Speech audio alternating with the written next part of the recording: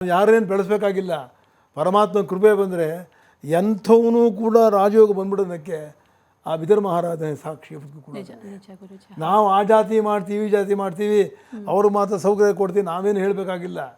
ಪರಮಾತ್ಮನ ದೃಷ್ಟಿಲಿ ನಾನು ಒಂದೇ, ಕ್ರಿಶ್ಚಿಯನ್ನೂ ಒಂದೇ, ಬೌದ್ಧ ಧರ್ಮನೂ ಒಂದೇ, ಜೈನ ಧರ್ಮನೂ ಒಂದೇ, ಎಲ್ಲ ಧರ್ಮಗಳು ಒಂದೇ. ಎಲ್ಲ ಧರ್ಮವನ್ನು ಕಣ್ಣಲ್ಲಿ ನಾವು ಸರಿಯಾಗಿ ನೋಡಬೇಕು. ನಮ್ಮ ಧರ್ಮ ಅಷ್ಟೇ ನಿಜವಾದ ಮಾತು. ಧರ್ಮವನ್ನು ಅಂತರ್ ತಡಿಬೇಕಾಗ್ತದೆ, ಧರ್ಮವನ್ನು ವಿಚ್ಛೇದನ ನೋಡಿ. ಲಿಂಗಾಯತ ಧರ್ಮ ಮಾಡಿದ್ರು, ತೊಂದರೆ ಆಯಿತು. ಈಗ ಜಾತಿಗಳಿಂದ ಮಾಡ್ತಾ ಇದ್ದಾರೆ, ಯಾಕೆ ಬೇಕಿತ್ತದು? ಅಲ್ಲ, ಸಂಬಳವೇ ಇಲ್ಲ ಅವ್ರುಗಳಿಗೆ. ಊಟ ಮಾಡಿ ತಿಳಿದು 3 ತಿಂಗಳು 4 ತಿಂಗಳು ಸಂಬಳ ಆಗಿದೆ, ಅದೆಲ್ಲ ನಿಲ್ಲಿಸ್ಕೊಂಡು ಅವ್ರಿಗೆಲ್ಲ ಸಂಬಳ ಕೊಡೋದಾಯ್ತಲ್ಲ. ಆಯಿತು, ಗ್ಯಾರಂಟಿ ಯೋಜನೆ ಕೊಟ್ಟಿದ್ದು ಆಯ್ತಲ್ಲ, ಆಯಿತು, ನೀವು ಗೆದ್ದಿದ್ದೀರಾ, ಗೆಲ್ಲಿ, ನೀವು ಇನ್ನೂ 5 ಆಳಿ ಪರವಾಗಿಲ್ಲ, ಆದರೆ ಪ್ರಜಾ ಕಲ್ಯಾಣ ಮಾಡಬೇಕು ಅಂತಲೇ ಪರಗಳ ತೊಂದರೆ ಆಗಬಾರ್ದು. ಅಮ್ಮ, ಒಂದು ಹೆಣ್ಣು ಹುಡುಗಿ ನೇಣಾಕೊಂಬಿಟ್ಲು, ಸತ್ತೋಗ್ಬಿಟ್ಲು ಅಂದರೆ ಸಂಬಳ ಬರೆದಳೆ 3 ತಿಂಗಳಿಂದ, ಎಷ್ಟು ದುಃಖ ಕೆಲಸ ಅದು. ಆ ಶಾಪ ಸರ್ಕಾರ ಬಿಡುತ್ತಾ? ಖಂಡಿತ ಇಲ್ಲ. ಅವ್ರು ಹಿಡಿಯಲ್ವಾ? ಅದೇ ಗುರು ಶಾಪ ನೋಡಿ. ಈಶ್ವರನೋ ವಿಷ್ಣುನೋ ಕೋಪ ಮಾಡಿಕೊಂಡ್ರೆ ತಡ್ಕೋಬೋದು, ಆದರೆ ಗುರು ಕೋಪ ಬಂದರೆ ಸರ್ವವು ನಾಶ ಆಗುತ್ತೆ.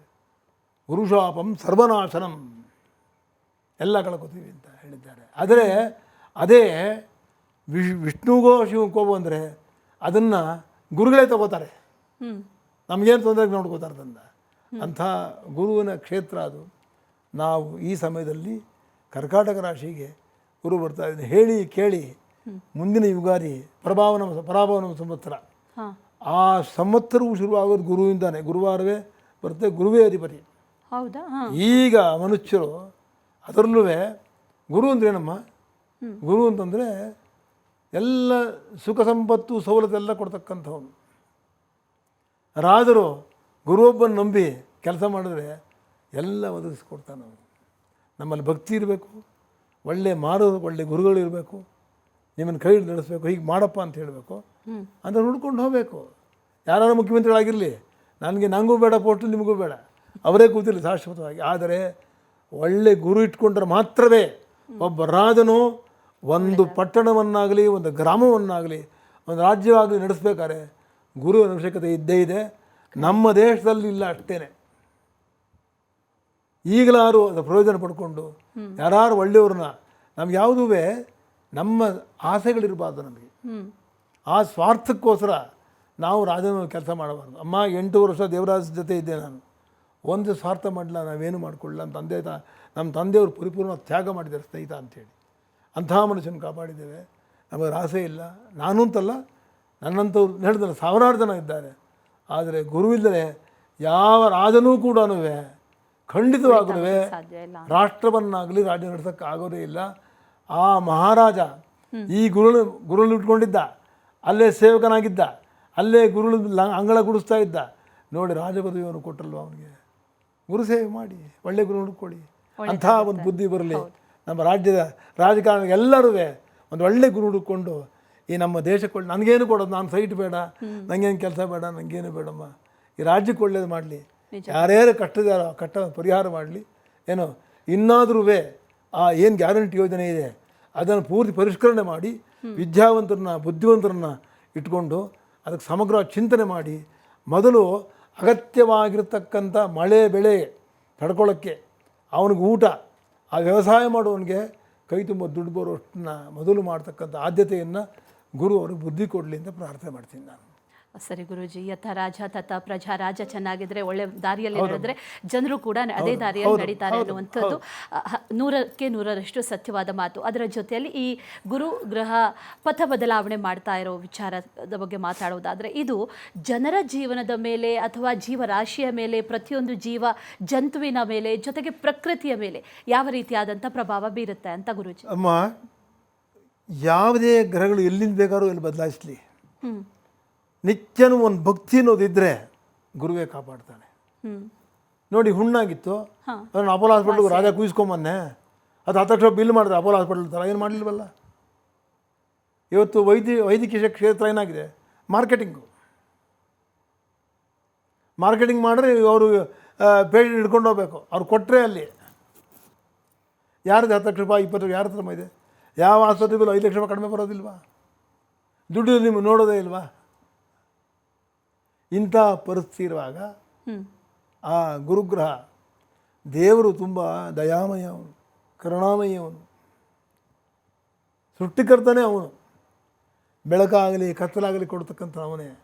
ಅಂತಹ ಗುರು ಸೇವನೆ ಮಾಡಿದ್ರೆ ಯಾವುದೂ ತೊಂದರೆ ಆಗಲ್ಲ. ಆದರೆ ನೀವು ಕೇಳಿದ ಪ್ರಶ್ನೆಗೆ ಏನು ಹೇಳಬೇಕು ಅಂತಂದರೆ,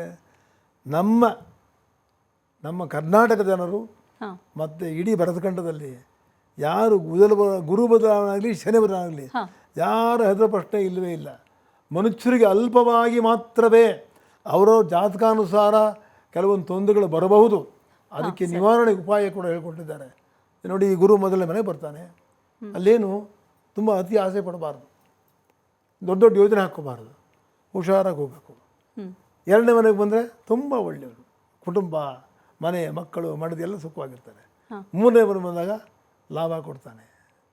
ನಾಲ್ಕನೇ ಮನೆಗೆ ಬಂದಾಗ ಅವನು ಮನೇಲಿ ವಿದ್ಯೆ ಇದ್ದವ್ರಿಗೆ ವಿದ್ಯೆ ಕೊಡ್ತಾನೆ. ಐದನೇ ಬಂದಾಗ ಕಾರ್ಯಸಿದ್ಧಿ ಮಾಡ್ತಾನೆ. ಆರನೇ ಮನೆಗೆ ಬಂದಾಗ ರೋಗವಿದ್ದರೆ ದೇವತಾ ಪ್ರಾರ್ಥನೆಯಿಂದ ಅದನ್ನು ಹೋಗಿಸ್ಕೋಬೋದು. ಏಳನೇ ಮನೆಗೆ ಬಂದರೆ ಮಹತ್ತರವಾದ ದೊಡ್ಡ ಸುಖವನ್ನೇ ಕೊಟ್ಬಿಡ್ತಾನೆ. ಎಂಟನೇ ಮನೆಗೆ ಬಂದರೆ ಅಲ್ಲಿ ನಾವು ನಮ್ಮನ್ನು ಕಾಪಾಡ್ಕೋಬೇಕು. ಋಣಭಾರಿ ಸಾಲಗೆಲ್ಲ ತೊಗೊಂಡಿದ್ರೆ ಸಾಲ ತೊಗೊಂಡ್ಮೇಲೆ ವಾಪಸ್ ಕೊಡ್ಬೇಕಲ್ವ? ಯಾರಿಗೇನೋ ಅವ್ರು ಕೊಡ್ತೀವಿ ಮಾತು ಕೊಟ್ಮೇಲೆ ಅದು ಕೊಡದೆ ಋಣ ಆಯ್ತಾನೆ. ಋಣ ತೀರಿಸ್ಬೇಕು. ಒಂದು 8ನೇ ಮನೆ ಅಂತ ಇಟ್ಟಿದ್ದಾನೆ ಅದನ್ನು. 9ನೇ ಮನೆ ಭಾಗ್ಯಶಾಲಿ ಅವನು. 10ನೇ ಮನೆಯಲ್ಲಿ ಇದ್ದಂಗೆ ಇರ್ತಾನೆ, ಕಾಪಾಡ್ತಾನೆ, ಏನು ಕೊಡೋದು ಕಾಡ್ತಾನೆ. 11ನೇ ಮನೇಲಿ ಲಾಭ ಕೊಡ್ತಾನೆ. 12ನೇ ಮನೆಯಲ್ಲಿ ರೋಗಾರುಣ ಶತ್ರುಬಾಧೆ, ಶತ್ರುಗಳನ್ನು ದೂರ ಇರು. ಶತ್ರುಗಳದ್ದು ಯಾರು ಬೇಕಾರಾಗ್ಬೋದು. ನಿನ್ನ ಹಣ ಯಾರು ಕಿತ್ಕೊಂಡು ಹೋಗ್ಬೋದು, ನಿಮ್ಮಲ್ಲಿ ಲೂಟಿ ಆಗ್ಬಿಡ್ಬೋದು, ಅಥವಾ ನಿಮಗೆ ಆಸೆ ತೋರಿಸಿ ನೀನು ಸಾಯಿಸೇ ಬಿಡ್ಬೋದು. ಇದಕ್ಕೆಲ್ಲ ಅಂತ ಹೇಳ್ತಾರೆ. ಅಂದರೆ 1ನೇ ಮನೆಯಿಂದ 12ನೇ ಮನೆ ಗುರು ಏನು ಮಾಡಬಲ್ಲ ಅಂತ ಹೇಳಬಲ್ಲೆ. ಪ್ರಜೆಗಳ ಮೇಲೆ ಅವನು ಮಾನವ ಕಲ್ಯಾಣ ಮಾಡ್ತಕ್ಕಂಥ ಗುರು, ಮನುಷ್ಯರಿಗೆ ತೊಂದರೆ ಕೊಡೋದಿಲ್ಲ. ಆದರೆ ದೇಶವನ್ನು ಆಳೋರು, ರಾಜ್ಯವನ್ನು ಆಳೋರು, ಪ್ರಜಾಪಾಲನೆ ಹೆಂಗೆ ಮಾಡ್ತಿರೋದು ಅವ್ರನ್ನ ನೋಡ್ತಾ ಇರ್ತಾನೆ. ಹಿಡಿಯೋ ಕಡೆಗೆ ಅವ್ರನ್ನೇ ಅವನು, ಇನ್ಯಾರು ಹಿಡಿಯಲ್ಲ.